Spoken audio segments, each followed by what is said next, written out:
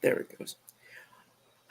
Buonasera a tutti. Good evening, y'all, and thanks for tuning in once again to What's the Scoop? We're at episode number 57 right now, and thanks again to those who stayed on last week and pardon me, and everybody who was patient through all that chaos with the last episode. I hope everybody had a wonderful week. Hope everybody has enjoyed the sort of sunset of NFL football season and the sort of sunrise of MLB season with spring training now underway, pitchers and catchers reported in the past week or so, and spring training games have now begun. So there's a lot of excitement and everything from more free agents, a little bit of trade dialogue, and so much more happening on and off the field in Major League Baseball. And then, of course, NFL offseason will be here. Well, I should say NFL league year for the 2025-2026 season we will be here before we know it. So I'm very much excited for that, and I hope some of y'all are too. So we're going to get into all this, and for those who didn't hear, I'm going to be starting off talking the policy change, the major policy change that was announced this week by the New York Yankees. That's something about which I've received a lot of inquiries, a lot of questions, so I'm going to be getting into that, sort of not only what the changes are, but also why they came about, why now, and just sort of some of the reaction about it from both within the organization and around the league. So I'm looking forward to getting into that with y'all as well. And of course, when and if anybody's got any questions or inquiries they want to make, or just a comment they want to bring up, just hit me in that chat from any of our live streams on Facebook, X, where we're all at. So I'm looking forward to hearing from y'all. That being said, as I mentioned, I'm going to be starting with talking about the development of the rule, or if you want to call it policy, however you want to phrase it, change that was made by and announced by the Yankees this past week. For those who missed it, the Yankees are not entirely throwing out their whole historic facial hair rule, insofar as saying that the Yankees will now be permitting players to have more facial hair than there was obviously the history of players having to, when they go to the Yankees, having to shave. It became kind of an iconic image whenever a player first went to New York. It was kind of the sort of rite of passage was when they got that first initial beard shaving, and a lot of players would make fun of it or even record themselves or photograph themselves as they were getting that haircut. So it definitely shocked a lot of people. This is not the type of move where it had kind of been rumored for a while. It had been I had heard a lot of or a good amount of fans pounding the table for it, but it had never really been something that I had heard gaining all that much traction until these last couple of months. It percolated ever so slightly more, but still not that much traction until we got to where we were this past week, which was that announcement.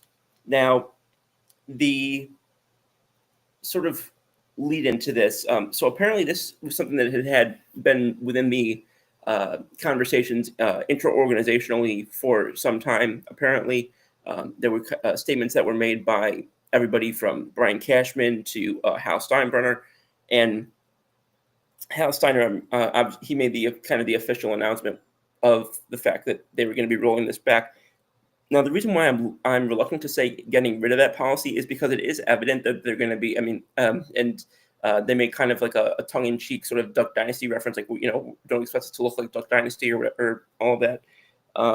So it seems evident they don't intend to completely have it go away. Like I don't think you're going to see like a Jared Saltalamacchia or a or someone like that type of beard, or a Johnny Damon pre-New York, or a Brian Wilson type, who I think is one player that a lot of people kind of reference as that's a guy who wouldn't go to the Yankees because he wouldn't be able to keep his beard. Again, reluctant to say how much I know that that's the actual reason why he didn't go to New York. But again, that's just something that I know was talked about quite a bit, and I do know that he made comments about that. But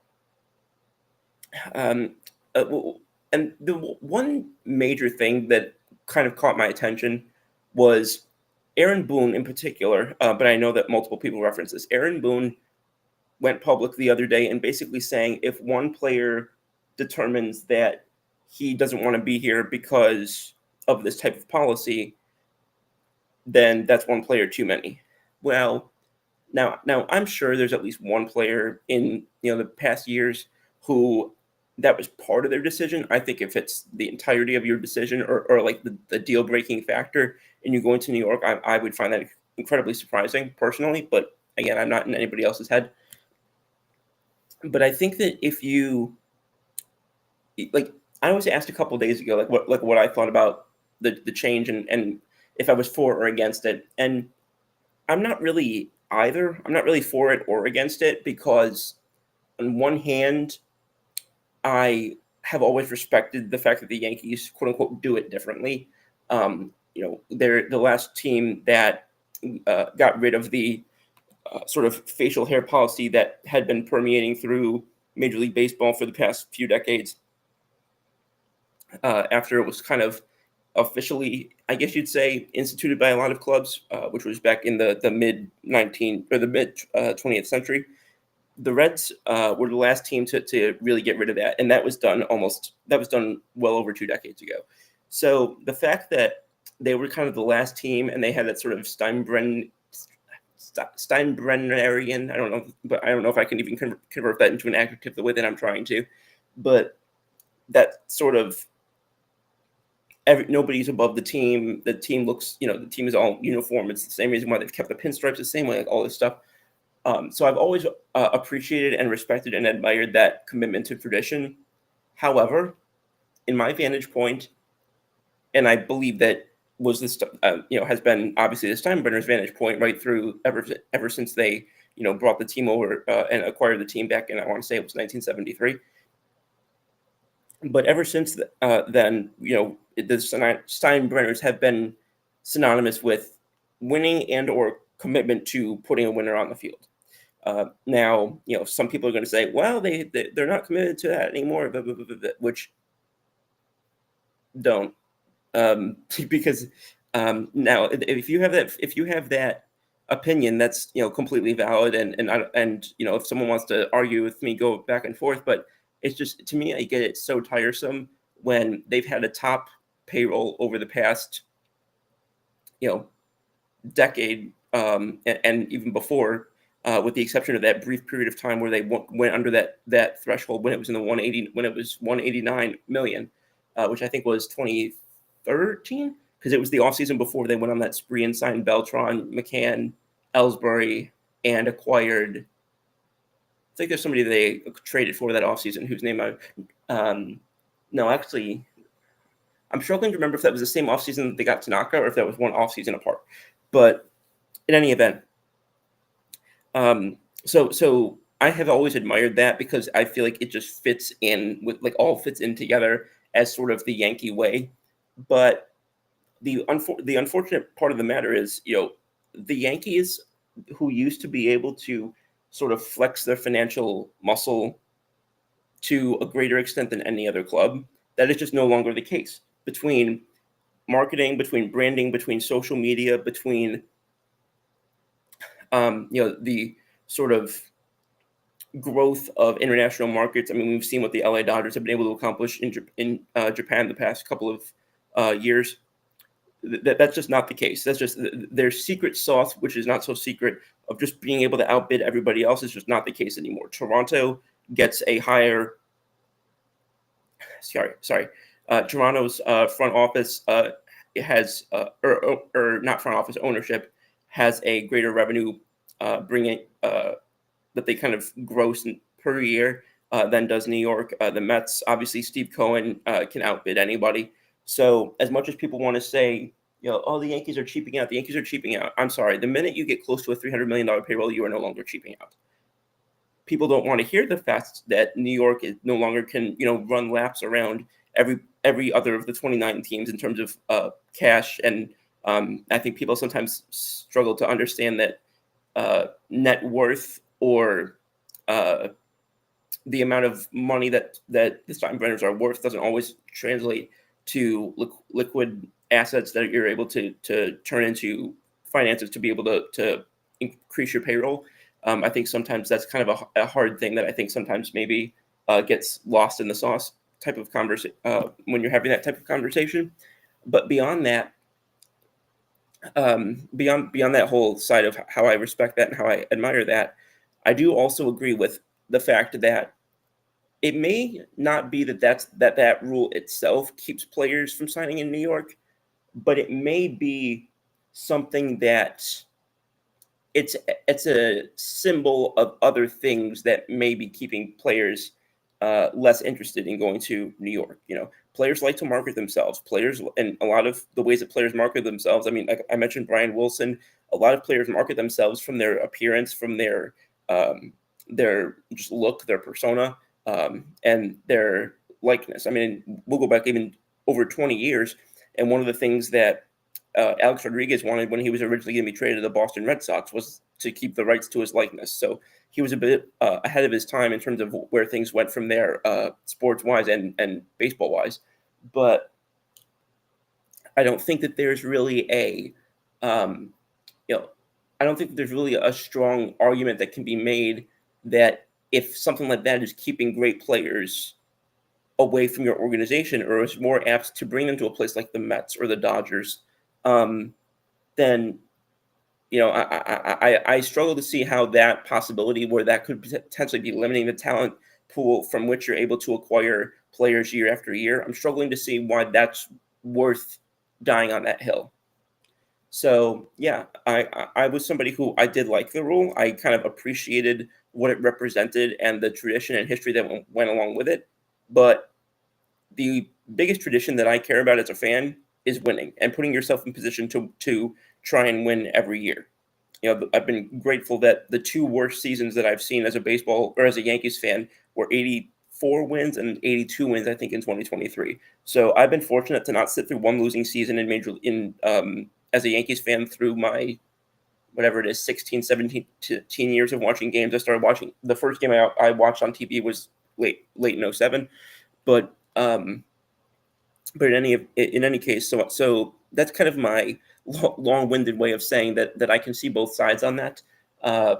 So if you're somebody who was asking my opinion on that detail, that's kind of the best that I can say. But I do appreciate the fact that this was definitely something that players were vouching for. Otherwise, it wouldn't have been, that decision would not have been made without players. Now, Aaron Judge has said that he appreciates the change. He will not be, don't expect him to grow it out. According, he's going to stick with the way things have been. Carlos Rodon, I've heard, is somebody who does intend to utilize his newfound freedom, I'll say. But it was kind of interesting because the timing of this the last few days kind of led people to speculate, myself included, over whether this potentially was connected to talks with the Cardinals regarding Nolan Arenado, because the Red Sox had signed Alex Bregman, so they were a perceived Arenado suitor who was no longer there. The Astros had gone kind of quiet and gone kind of cold on those talks, and they've obviously also brought in guys like Paredes, even though they were the team that lost Bregman. So obviously they you can't be counted out there. And I heard as recently as earlier today that talks reignited between Houston and St. Louis after they went out and or rather after Houston was out on the Bregman signing. So we'll have to see how that transpires. But the timing of it made me, and many others, I'm far from alone in this, made me speculate whether or not there was some correlation to trying to get back in on the Arenado talks, which, if you talk to people closest to the team, they deny that they ever really were in the mix for Arenado. If you talk to people who are a little further detached from the team, but kind of more connected to baseball at large in terms of around the league, they are the people I would put in that camp that I listen to or in some cases, network and connect with. That group of people seemed more apt to say that no, there was more involvement than that, and they were more serious players than that. Again, I don't know how much of this is posturing. I don't know how much of this is just floating something from one team to try and make something happen with either this other free agent or this other trade or whatever. So, but that was a speculation that I had, and several people that of my friends had as well. And I'm kind of surprised because what later came out was that it was actually one of their newest acquisitions who really was, I don't want to say pounding the table for it, but was at the forefront of the sort of voices advocating for this change and this transition. And that was closer, ouch, and that was closer Devin Williams that they just acquired from Milwaukee. That was when they traded my favorite player, Nestor Cortez. But I'm so excited to see what that curveball can do in New York this year and hopefully beyond. I'd love to, if he has a good season and if the Yankees have a good season, obviously I would love to see him retained. But we'll see how that goes. But it was apparently Devin Williams who was really gung ho about this. Now I don't know if that's because he had intel from other players who potentially were looking at New York either this offseason or in the future, or perhaps something that perhaps happened in the past or didn't happen in the past. So, and I don't know the answer to that. Just my gut feeling from him coming over just a couple months ago and now being such an advocate for this in New York suggests to me that there's a little bit of where the Yankees were once looked at as sort of the gold standard of baseball, and everybody wanted to go play there, whatever the case may be.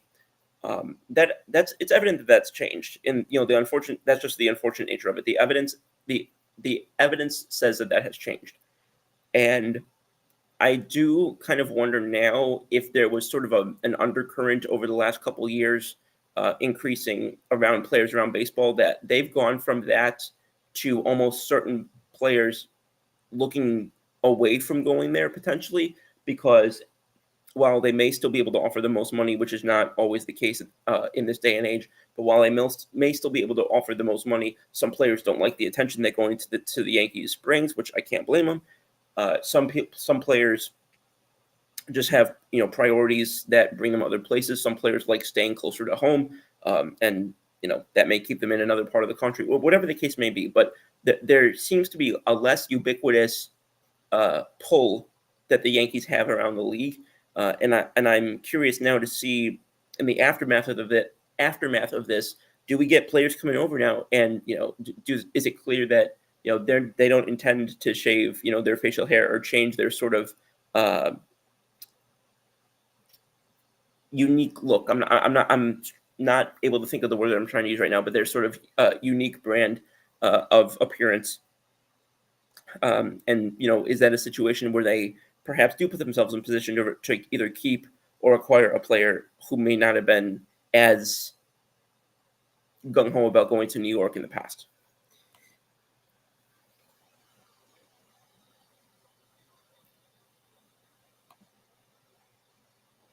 All right. Just want to make sure that the chat is working. If someone could just drop something in there and just let me know, just make sure that that's live. I just want to make sure that we're not having an issue like we've had in the last couple of days, or last couple of episodes, I should say. But that's pretty much everything on that front with regard to those changes, I should say. And I will get into the Alex Bregman thing for a bit, because that was probably the biggest move that was made over the past week or two, especially in the American League East, which was Alex Bregman going to the Red Sox, which a lot of people, myself included, believed was going to happen for quite some time. And it really seemed like it was coming down to either the Tigers or the Red Sox for Bregman. I know that there was another team involved whose the identity of which is escaping me right now. It may have been St. Louis, but I don't know. Chicago. That's what it was. The Chicago Cubs had kind of looked like the big three in pursuit of him for a while. And as such, I am not entirely I'm not surprised at all that Bregman went to Boston. What I am surprised by is that they seem more inclined to try and move Bregman to second and keep Devers at third, which does not make the lickiest lick of sense to me. If that's the case and if that's the way that they choose to approach this, because I'm sorry, but Devers, and he was interviewed the other day. And y'all remember a few weeks ago when I criticized now former Yankee infielder Gleyber Torres, now on the Tigers. Y'all remember when I criticized him after he went to Detroit for earlier in the offseason when he had been basically saying, I'm a second baseman, I don't want to play third, which apparently was the sole thing that led to the Jazz move that he moved to third as opposed to playing second, which was a more natural position for him. He is expected to go back to second this coming season, but just and similar to the Torres saga, Devers basically said he was seemed to be a little more lighthearted about it just because I was watching and listening to him in real time as he was saying it, but he basically said he's not willing to move off third base, which putting aside just the fact that I don't love it when players basically say I care more about my desires than what's going to be helping the team. Putting that part aside, because I think that that's low hanging fruit. This player had one very good season playing third base, and that was back in 2019. Every other year, he has not only been not great at third base, he's been a downright liability at third base. If you pull up StatCast and you look at run value, he cost them estimated about 5 runs this year at that position. 6 runs the year before, and going back to 2021, it was down to 9 runs that he's estimated to have cost them with his poor play at third base, which is that's the same season that he played the most innings that he has ever played in the majors at another position. He played 3 innings at second that season. And only in 2019 and 2023 did he get even 1 or 2 innings at shortstop, and that's all the time that he spent at any other place. But even if you want to look more sort of generalized, if you look at outs above average, -6 this year, -8 the year before, -13 in 2021. I got to go back and do more research as to what the heck happened in 2021 and dig into that even further than I already have. But, again, going back to that 2019 season, he sort of broke out as a fielder that year and just has not been able to reclaim that. And, pardon me, a lot of that issue is, just his lateral movement is not very good. His ability to sort of time that moving into moving in or playing more in has not been really ever something that has been a calling card for him or a strength of his game. And all these things tie in. He does not have the best arm strength or even close to the best arm strength that you want at a position that next to right field probably demands the strongest arm strength of any position on the field. Again, like I said, with the exception of perhaps right field. So just all of this, and the amount of, and juxtaposed with the amount that his bat is worth, the amount that his offensive game is worth, it screams to me first base profile. I know he's only 28 years old, but it just screams first base profile to me. So my question is,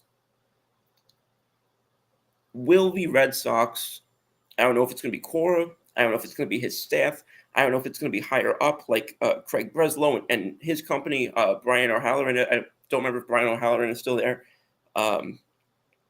But I don't know where it would come from. But it makes me wonder, is there going to be sort of that's almost capitulation that there was from some people in the New York organization when it came to Torres? Or are they going to put their foot down and say, Bregman's here to be our third baseman. You're moving to first base. Tough excrement. So I'm not quite sure what they're going to say or how they're going to handle this. I know that they are giving him they are planning, if they haven't already, to give him some reps at second base, referring to Bregman. But I just, I'll be quite honest with you, and I am not really all that surprised that they are that they are trying this out. But I just think that they've handled the Devers situation so bizarrely over the past few years because they moved off of Mookie Betts, they moved off of Jackie Bradley Jr., they moved off of Xander Bogaerts, they moved off of multiple pitchers, they moved off of Chris Sale, who went on to have one of the craziest resurgent years for an advanced age player that we've seen in recent memory. Why, if they were doing this whole sort of rebuild thing and then they bring in Heimblum to cut payroll and improve the farm system, which they've done, and then of course they ousted him, which I've been critical of in the past. If they're going to do this, and if this is what they're going to commit to in terms of their approach, then what on earth is the point of what on earth is the point of keeping Devers, giving him that huge deal, and then not maximizing his best elements of his game? Excuse me. And just not being able to play to his strengths. But again, that's just me. And I know that a lot of Red Sox fans actually agree with me on that. But from my vantage point, if they're going to keep playing him where he's going to be a liability, I don't understand why you don't just trade him at that point, or at least try to trade him at that point, because his value, the more you expose him to the more you expose his weaknesses, as that bat starts to be less than blinding, and he's not really an above average base runner either. But the more that continues to get exposed, especially if he continues to strike out as poorly as he did this year, struck out 31% of the time, and that was just 14th percentile for all of Major League Baseball.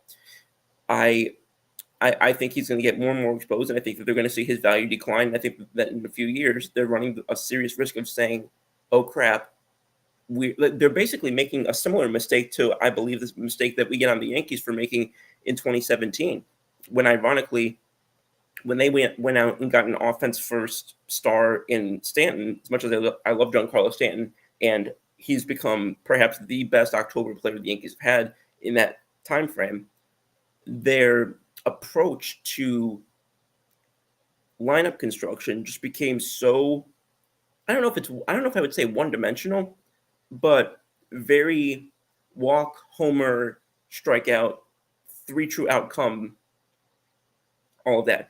Now, double and triple offense, or quote unquote small ball, in terms of like going for doubles and triples, that does not play up particularly well in Yankee Stadium from just the dimensions and park factors standpoint.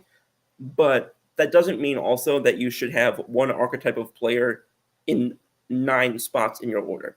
And I think that Boston's really running the risk of getting into that situation because they've got Devers, they've got Masataka Yoshida, who has not been, as a corner outfielder, particularly strong. In fact, I argued earlier this offseason that they should give him reps at first base before we knew that they were going to be a player for Alex Bregman. So now that's at least that's at least 2 to 3 players in their lineup right now that they know they're going to hope that they get enough offense to mitigate or at least balance and cancel out what they'll be where there'll be liabilities on the defensive side of the ball. Because again, neither one of those guys in Yoshida or Devers brings not even defense, but brings the level of fielding or of base running that you'd want to see to sort of overlook that. I do love the fact that he doesn't strike out all that much, but you need to be able to do more than that. So, and speaking of not striking out that much, I'm going to talk about spring training for a moment when it comes to the Yankees, because the Yankees have a player who I've honestly, until the last couple of 1 second. I think something just happened on. My apologies, technical issues on this end. I don't know if it's on Restream's end or myself, but okay. My apologies. Anyway, back to what I was saying. The Yankees have a player in spring training who I've honestly not really even heard of, but this is a guy who has very few strikeouts on his ledger as a minor leaguer, to the point where he's literally got a Tony Gwynn-esque type of a Tony Gwynn-esque type of record and profile when it comes to not striking out. He's kind of in that Luis Arias type of territory. He's not particularly young, but he is somebody who I'm watching closely this spring training to kind of see if maybe they've got something there. Like they've had the opportunity to see guys, to their credit, they've had the opportunity to see guys through a strong spring training and put them on the roster based on that, just based off that, where they wouldn't have been predicted and projected to go into the season on the opening day roster or under other circumstances. I'm thinking about guys like Jordan Montgomery. I'm thinking about guys like Yangervis Solarte, who ultimately ended up being flipped in the Chase Headley deal with the Padres. I think that Chase Whitley, who ultimately, I don't remember if they traded him or released him. I think they traded him to Tampa, if I'm not mistaken. But any event, so that's kind of what I'll be watching to see if this happens this spring training and the season ahead. But I don't really know if there's a ton of spots aside from third base, obviously, and maybe one spot in the bullpen.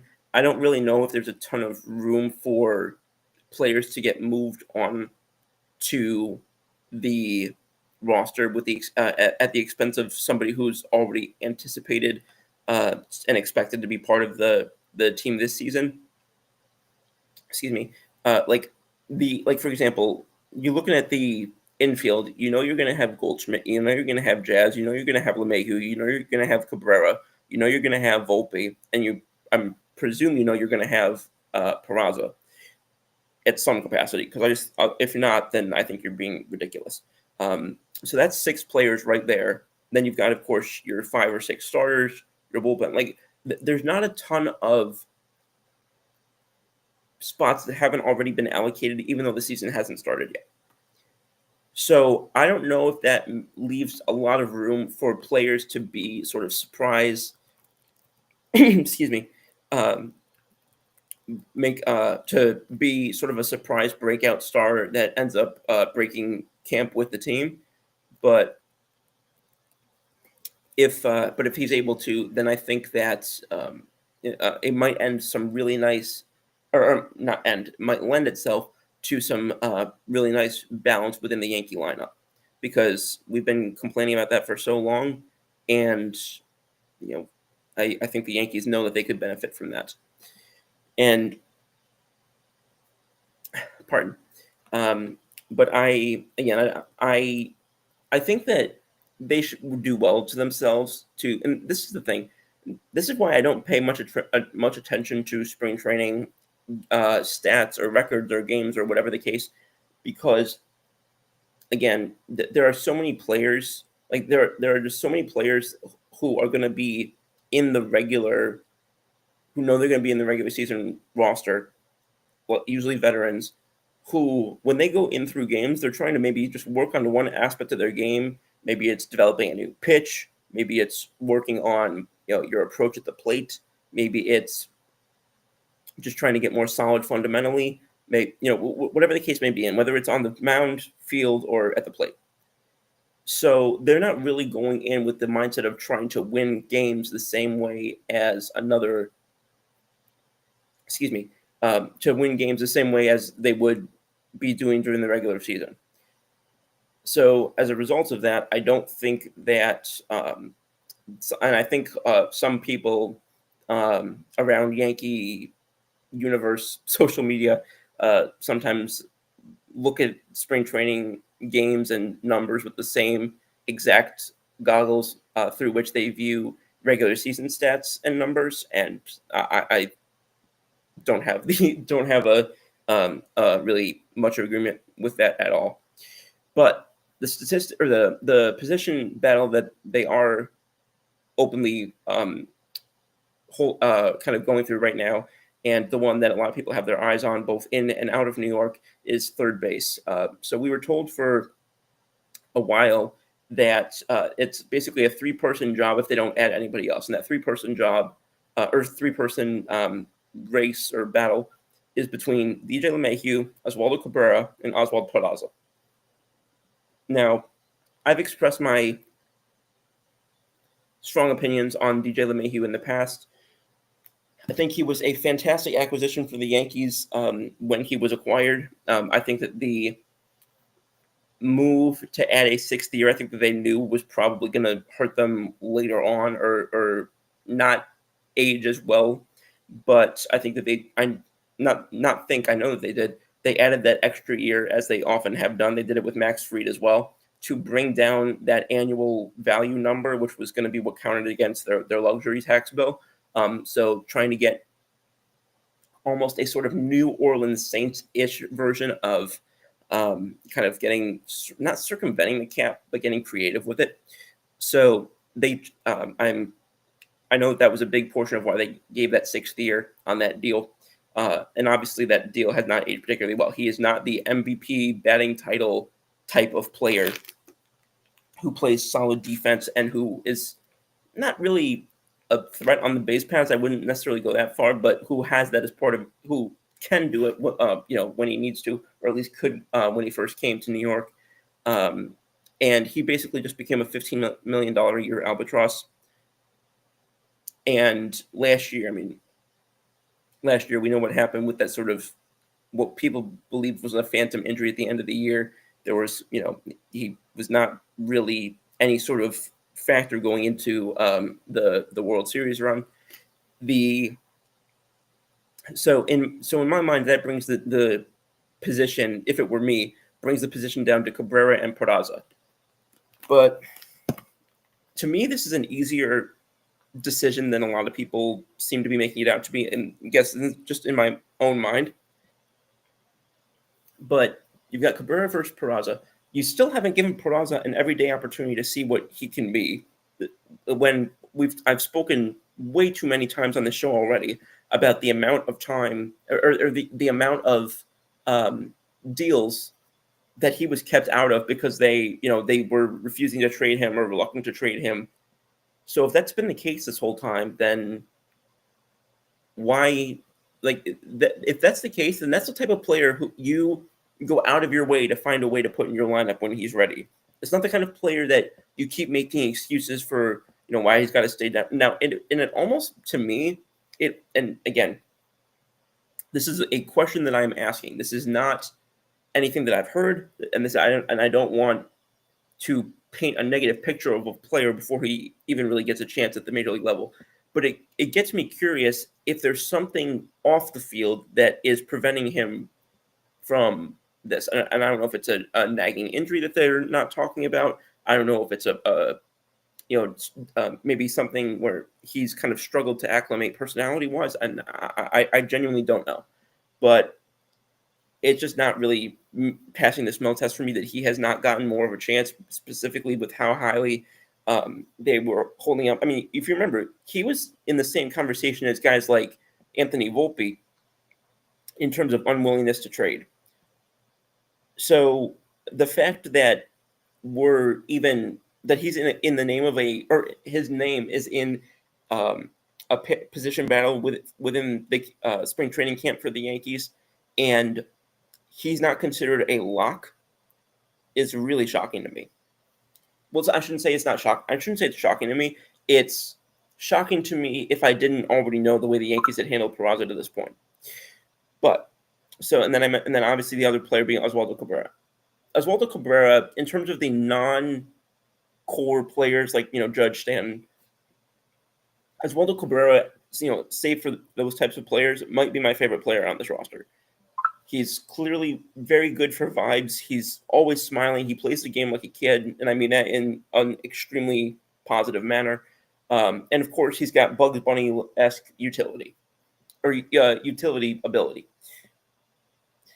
So I would have strong reluctance locking him into third base when a big part of his value is his ability to be a defensive, kind of all over the place to be that sort of late in game guy, to be somebody who, if somebody is injured or even not even injured, but just like banged up or needs a day of rest, Cabrera can more than is more than capable of filling those types of roles, whether it's to fill in on an off day or whether it's to kind of hold down the fort at a position for a couple weeks while another player either gets healthy or gets out of a slump or whatever. So I think that you'd be doing yourself a disservice to locking him into third base, and also, and this has been spoken about in the past, so I know I'm not breaking any news here, but his statistics and the difference that his statistics show between his career numbers as a left-hander versus as a right-hander are more stark than I think a lot of people, including myself, realized originally. Excuse me. So I do wonder if they maybe try and look at him and one of those other players maybe as a platoon guy, or a platoon situation. Because I mean, just take this season as an example. He played 147 games, and he hit 190 against lefties and 268 against righties. And excuse me. And again, that's only this past season. That was very apparent throughout his entire career as well. That sort of split of what he's able to do and against whom. If you go back to his career, against righties 240, against lefties 209. So the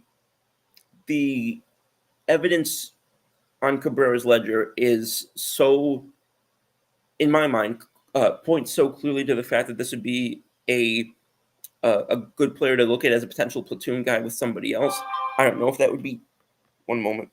I don't know if that would be DJ. I don't know if that would be Peraza. I don't know what that would mean, but again, my strong gut instinct would be to go with Peraza and to have Oswaldo Cabrera be sort of that guy that you move around. And as for LeMahieu, I mean, I've said for about a year that I don't think that that the Yankees are best. Trying to think of how to phrase this in the most accurate way possible, but I don't think that the best version of the Yankees in 2025 includes him on their roster. I just don't. And it's amazing because I saw an interview with Peraza the other day where it wasn't a video, but he was quoted. He said like one or two sentences about like how he's just not motivated. I mean, I assume the guy's always motivated, but how he really wants this year to kind of be back to what he was in his early time in New York, and he's doing whatever he can to make that happen. It's just funny to me that was probably the most words that I've heard him say in any interview or in any like real situation. Like I cannot pull to mind. I'm sure it's happened a good number of times, but I cannot pull to mind right at this moment any memorable interview with DJ LeMahieu. I can pull one to mind with almost every Yankees player, and DJ. Quite honestly, if I saw him without the number 26 jersey on, I probably couldn't pick DJ LeMahieu out of a lineup.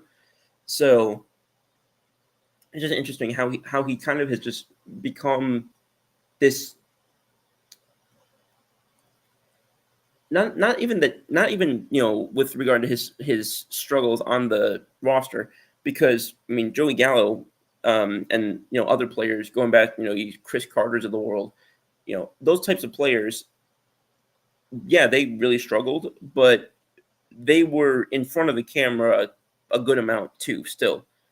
And a lot of people, sometimes when they were, holding those accountabilities, IKF was another one at one point. I still miss IKF, but that sort of, so there wasn't a strong correlation between success or failure and how much you were seeing them in interviews or hearing from them or whatever the case may be. So so the fact that I feel like DJ is definitely one of the players that is least talked about. And again, maybe it's just because of his lack of success and his lack of sort of major moments to be like interview, like because obviously Meredith Marakovitz will go and interview a player that just hit a walk-off home run, or a player that pitched 6 shutdown innings, or a player that made a diving catch to save the game. So maybe just the fact that he hasn't been integral to any memorable moments in a victory, maybe that has hurt his. But the amount of times that I've still seen players get interviewed through a slump or through a set of struggles, again, like he just does not feel like, among all the other guys who are getting paid 7 figures, he feels, or not, sorry, 8 figures.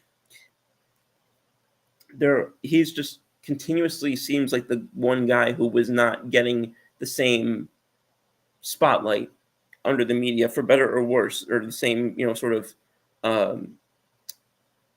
light of criticism over him that the other players are, that Stanton is, that Rodon is, that Cole is, that Judge is, and I'm sure Max Fried will get starting going into this season. Excuse me. Coming off of that, but I will say I'm really excited this coming season. I've talked about how Jason Dominguez, I'm really excited to see him hopefully be healthy. I obviously think that Max Fried, addition to the rotation, I think that that's going to be, I can't remember the last time when the Yankees went in with more starters than they're likely to use. I think it was almost always like, who are they going to be able to use as their 5th starter?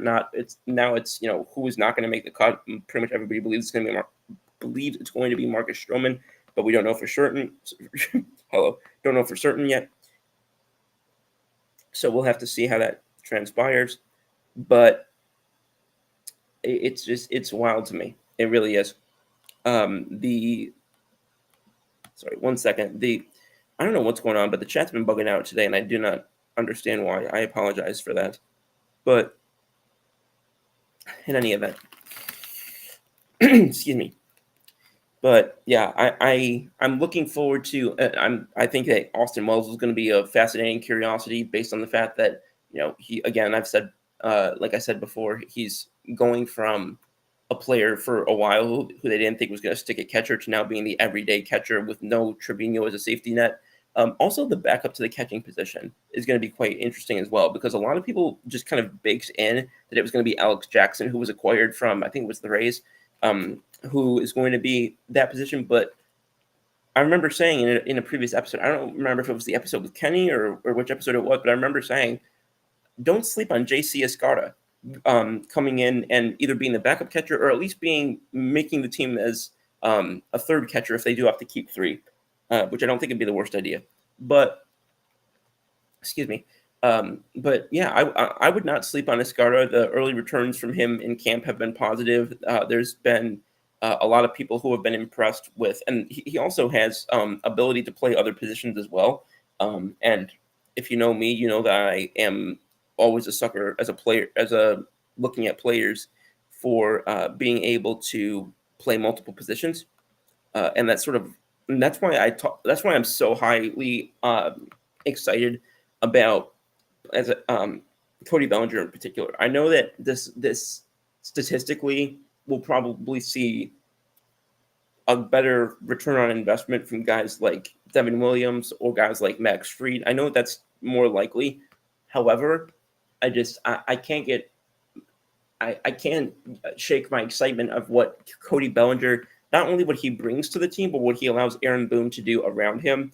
You can put him at center, which means you can move, Dominguez, can sort of build himself up in left field if they see that as his long-term position, or vice versa if they think that because it's very difficult left field in Yankee Stadium, if they want to give the veteran Bellinger that position and then develop Dominguez as center fielder, which a lot of people originally thought he was going to be when he was getting those comps to a young Mickey Mantle or a young Bo Jackson, which, don't get me started again on probably the ntth time of how many times I've heard players not overcompensated, but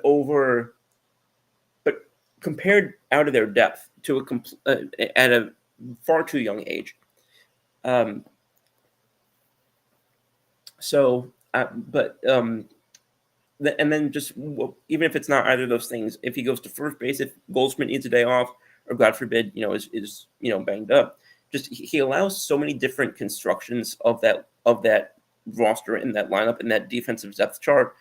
He allows for so many more of those, and it's nice to see, as opposed to somebody coming in and we're like, oh, this is going to be a guy who clogs up the DH hole. It's going to be, even though I know that they're going to use Stanton as the everyday DH again, and I still don't understand why they refuse to give him time in the field. I mean, now I do, because the guy can't run. But in the past, I didn't understand why that was the case, and I don't know if that I ever will. But so that's why I think that in terms of, if you're looking at value, and this is the thing, value is not always based on your own statistics. Obviously, that numbers don't lie, and I've said that a million times. In fact, I kind of needled our buddy Kurt Valenti a couple of days ago. Excuse me, because I was talking to my buddy Brandon about the Eagles on. I don't even remember what the topic was, but it was something about statistics, and I said numbers don't lie. As much as, and I tagged Kurt, I said as much as Kurt, our pal Kurt Valenti might disagree with me on that, but yeah, I don't think that there's a strong.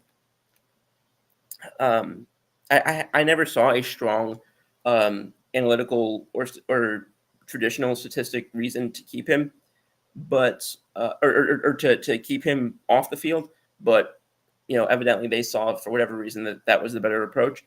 But I'm just so excited now that we're, instead of saying, who's going to clog up the DH hole this year, it's, how many different ways can we get creative with this lineup? And I'm really excited. And even, I mean, we talk first base. I mean, they still have Ben Rice, who's there. But even, and I talked about catching a few minutes ago. They're still very curious about what he could potentially provide a catcher. They are not in any way locking him into first base, only. He was catching in a spring game. I think it was either yesterday or the day before. So I'm excited. Obviously, unfortunately, Ben Rice kind of almost ties into what I said earlier. I mentioned Yangervis Solarte earlier from, I think it was 2014. He kind of has a similar, where he kind of just came on and just was all guns blazing in terms of his performance early on, and then his struggles later on, which were completely normal and reasonable struggles for a rookie player, just looked so much more pronounced and so much more intense and exacerbated because of how successful he had been offensively coming right up in his early debut and the weeks thereafter. But he's another player that I think he's going to be relevant not only at first base but at catcher as well. So these different constructions, and again, and then of course we have what we already know with Jazz Chisholm being able to play second or third or center field, or having LeMahieu. I don't know how much LeMahieu can still play second or first, but there is the possibility of that. And then I mentioned Wells. I'm sure if for whatever reason they decide to, I'm guessing that Wells probably was still capable of playing left or right, which is what they kind of were mixing up with him, or mixing up him. They were mixing him into different positions in the event that he didn't develop the way that they wanted him to at catcher. So I'll be intrigued to sort of follow that, but I love seeing it in so many different areas, and that's definitely why I have Cody Bellinger as my opinion of sort of the most impactful acquisition so far. And I say so far because we've seen things in recent years where some of the biggest deals of the offseason go on right at the very end of spring training, or right on the cusp of. I mean, a couple of years ago, the Yankees got Jose Trevino. I think it was either like the weekend before the season started, or it might have even been the weekend after the season started. And he ended up becoming, the everyday catcher for how long, and becoming, I think it was a Platinum Glove winner, and just completely for a while turned into the best defensive catcher in the American League, particularly when it came to pitch framing.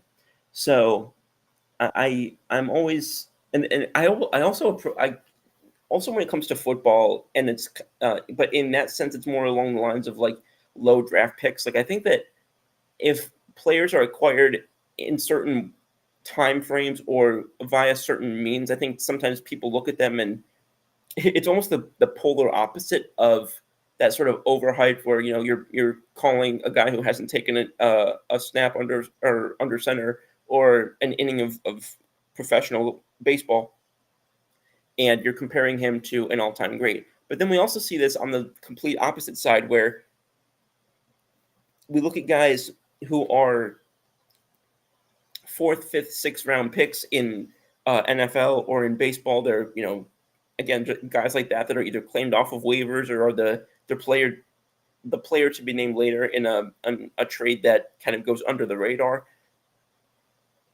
But I think that there's some nuance between there because I've seen plenty of deals where the player to be named later or the sort of like unheralded waiver claim or whatever the case may be turns into being one of the most impactful moves that a team makes on their sort of race for the pennant, if you want to say. A couple of years ago, I remember our I guess sort of adopted home team down here, me being 2 states over from Georgia. But that was a big part of what Alex Anthopoulos did to bringing the Braves to their first World Series title in what was it, 30 years or almost 30 years earlier this decade. So those moves are I think sometimes overly slept on, but I think almost as often, if not even more often, those deals are sometimes on the opposite. You get some of the higher end guys, and it's like they're already getting people are already starting to get things going to build or bust in either Canton or Cooperstown, whatever sport you're talking about, before it really even gets to that point. Excuse me. Coming off of that, there was. I did also want to address. I'm coming up close to the buzzer here, but I did also want to address this regarding NBA.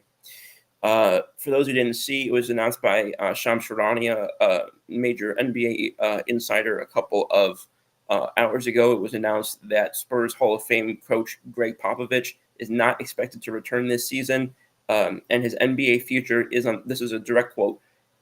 His NBA future is uncertain as he recovers from a stroke suffered in November, league sources told ESPN's Shams Charania on Saturday.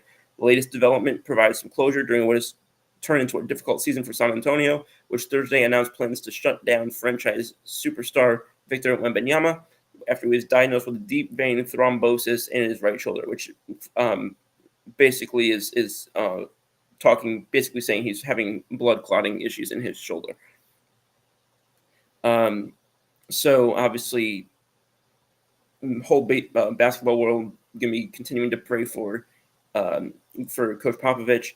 But yeah, that was an update that did come in kind of at the 11th hour as I was preparing for this show. So I did want to mention that as well for those who hadn't seen it, and I hope that he'll be able to, come back health-wise, obviously first and foremost, for his day-to-day life and his family and loved ones, and then of course whatever that looks like. I hope he gets to the best part, but the best point that he can with his health and in his life.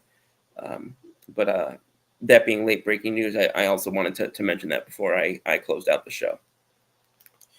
So as we are ticking up toward the buzzer, I want to appreciate the people who did jump in and take a look and follow the show for a little while. I've seen the ticker kind of jump around in terms of number of views. So thank you to everybody who was viewing this show, and thank you to everybody who was either listening or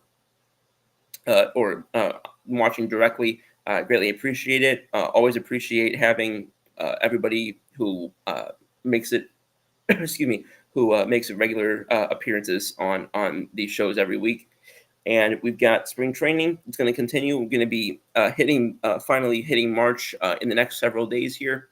And before long, we're going to have NFL league year opening on I think it's March 12th. and then opening day in baseball not long thereafter. And of course, we're going to continue with those chases for the playoffs in NBA and NHL. The Flyers finally took care of business earlier today. We saw my favorite player, Sean Couturier, go for his the record that and milestone that he achieved is scoring today. So congratulations to him, and grateful to see a win as a Flyers fan. 6-3 win after a couple of shellackings that we'd taken, including to the New Jersey Devils, which, having gone to college for 4 years in New Jersey, was not something that my friends over there were gonna give me a break on hearing every little bit of trash talk from them on that matter. But and then of course NBA as well. So with all that being said, I hope you all have a great week ahead, and hope you have a strong last week of February. And I'll be back next weekend, same scoop time, same scoop channel. Looking forward to seeing you then and there.